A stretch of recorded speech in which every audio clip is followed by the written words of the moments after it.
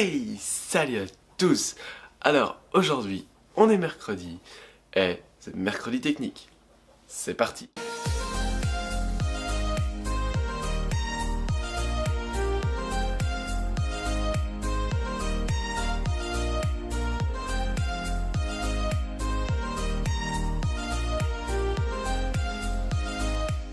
Alors aujourd'hui, dans ce mercredi technique, on va parler du ballast.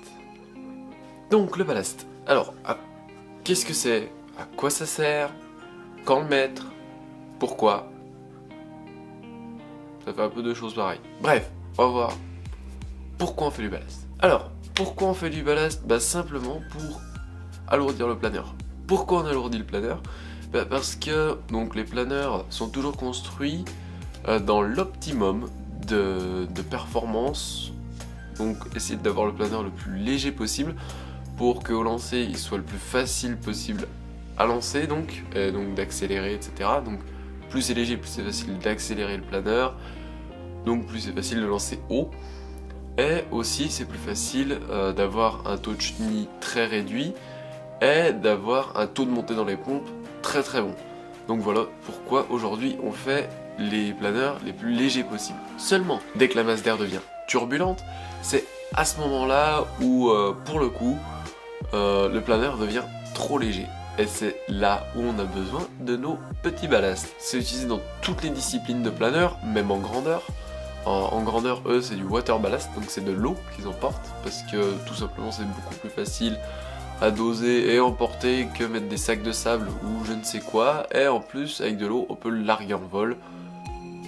Donc c'est plutôt pas mal. Nous, dans nos petits planeurs de 1,50 m, on met donc des ballasts, comme je les ai montrés, comme ceci. Soit du plomb, soit du tungstène, soit pour certains de l'inox, parce que certains veulent faire des trucs de forme très particulière, donc c'est plus facile avec de l'inox fraisé, etc. Enfin bref, il y a beaucoup de ballasts différents. Moi personnellement, je préfère utiliser le plomb, parce que déjà c'est malléable, donc on peut lui donner la forme qu'on veut, c'est quand même super pratique, juste avec un marteau et un peu de patience. Et donc c'est quand même assez lourd, ça tient peu de place. Donc voilà, là les ballasts que je vous ai montrés, donc celui-là il fait 25 grammes, celui-là il fait 80 grammes, celui-là il fait 110 grammes. Donc je vous expliquer pourquoi on met des ballasts et à peu près quelle taille et forme ils font. Ensuite, donc le ballast. Où doit-il être? Donc, le mieux c'est dans le fuselage, vous imaginez bien, et il ne doit pas changer le centre de gravité du planeur, pour pas changer ses réactions, pour ne pas avoir besoin de changer les réglages, etc. C'est pour ça qu'il y a une corde à piano devant, pour le fixer à la platine. Donc, vous aurez fait une platine soit spéciale, soit fixée à la platine de cerveau, donc avec un petit trou dedans. Et là, cet arrondi au-dessus, il sert simplement à toucher la canopie pour pas que le ballast puisse sortir et glisser d'avant en arrière dans le fuselage et éviter de changer le centre de gravité radicalement, dans ce cas de cracher le planeur très certainement. Ensuite, les olives sont toujours de la taille pour être le plus court possible, pour limiter l'inertie en lacet et en tangage, donc pour pouvoir rester très vif mais avoir quelque chose qui soit lourd et posé dans l'air. Donc il faut que le ballast soit le plus court possible, le plus lourd possible et le plus court possible. Donc celui-là fait 80 grammes, donc comme vous le voyez c'est 4 olives de 20 grammes que j'ai formées au marteau. Et donc la distance entre ce point vertical et le centre de gravité du ballast doit être égale entre le trou dans la platine pour fixer le ballast et le centre de gravité du planeur. Comme ça, vous êtes sûr que votre ballast ne change pas le centre de gravité de votre planeur. Ensuite, à quel échelonnage faut-il faire le ballast? Alors moi j'ai déjà vu des gens qui faisaient du ballast de 10 grammes en 10 grammes.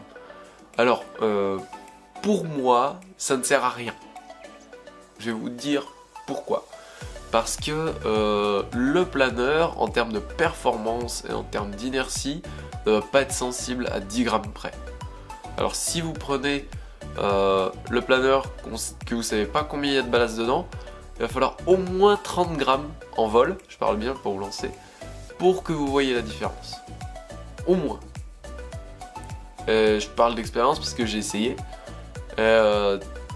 Faut entre 30 et 40 grammes pour qu'on s'aperçoive, ah oui, là il y a moins ou là il y a plus. Alors c'est plus facile de s'apercevoir qu'il y a moins que s'apercevoir qu'il y a plus. Sachez-le, en général c'est un peu plus facile parce que là tout de suite on voit ouf c'est vif, oh ça pèse rien. Alors que quand c'est plus lourd, bah peut-être que c'est pour ça c'est un peu plus compliqué de savoir. Donc moi c'est pour ça les échelonnages de plomb, donc de ballast, je les fais en moyenne 30 grammes par 30 grammes.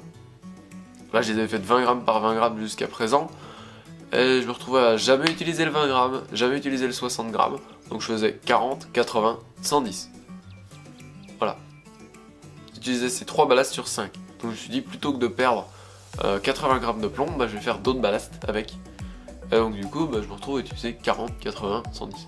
J'ai pas de ballast entre.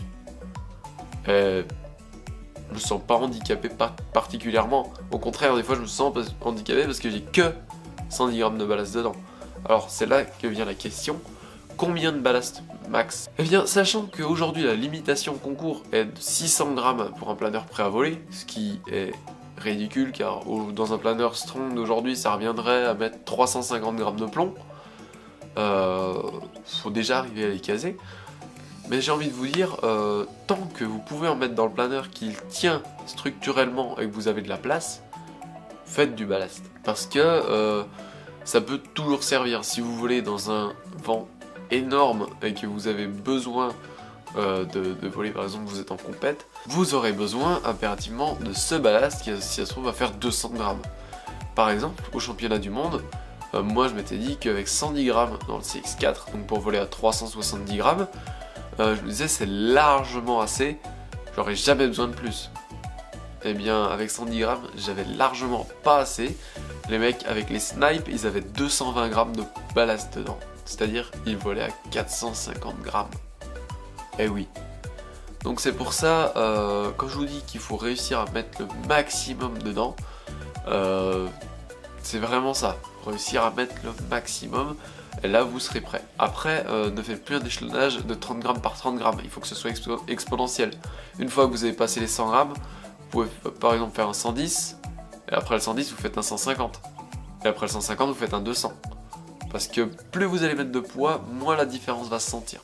Allez-y franco, vous allez voir, vous pourrez mettre beaucoup de plomb dans votre planeur. N'hésitez pas à faire des échelonnages et à chaque fois à tester votre planeur. Est-ce qu'il va être assez solide pour tolérer un atterrissage un peu dur avec ce plomb là? Parce que si vous avez mis 200 grammes de plomb mais que c'est un light, déjà au lancer il ne tiendra pas. Et l'atterrissage, certainement pas non plus.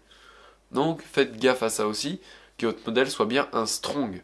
Si ce n'est pas un strong, il y a peu de chances qu'il tienne. Donc quand le mettre, bah, je viens de le dire un petit peu, c'est-à-dire dès que vous sentez que votre modèle est un poil léger, pas forcément que vous allez plus rentrer du tout, là c'est vraiment que c'est beaucoup trop tard, c'est ah j'aurais besoin d'un peu plus de vitesse, un peu plus d'inertie, bah là hop, ballast et là vous allez faire, de toute façon vu que les pompes sont assez fortes, 40 grammes de plus, ça handicapera pas. Alors, le poids, là où ça peut handicaper, il faut bien se souvenir, c'est dans le tout petit temps où les thermiques sont très peu présents. Dès que vous avez des thermiques, n'hésitez pas à charger, vous verrez, le planeur ne volera que mieux. Parce que, voilà, les planeurs aujourd'hui sont tirés au plus bas pour que le profil marche quand même, niveau poids, mais ils ont quand même un poids idéal à trouver pour que le profil marche super bien.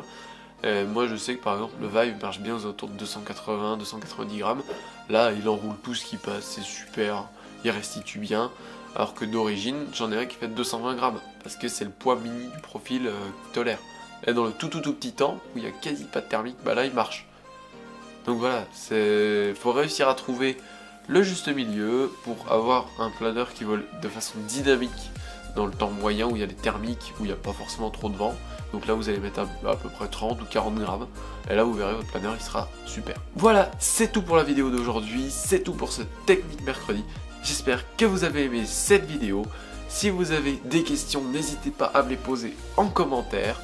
Et on se voit la prochaine fois, certainement pour la review du Flitz ou pour le vlog du championnat de France qui est ce week-end. À la prochaine, ciao.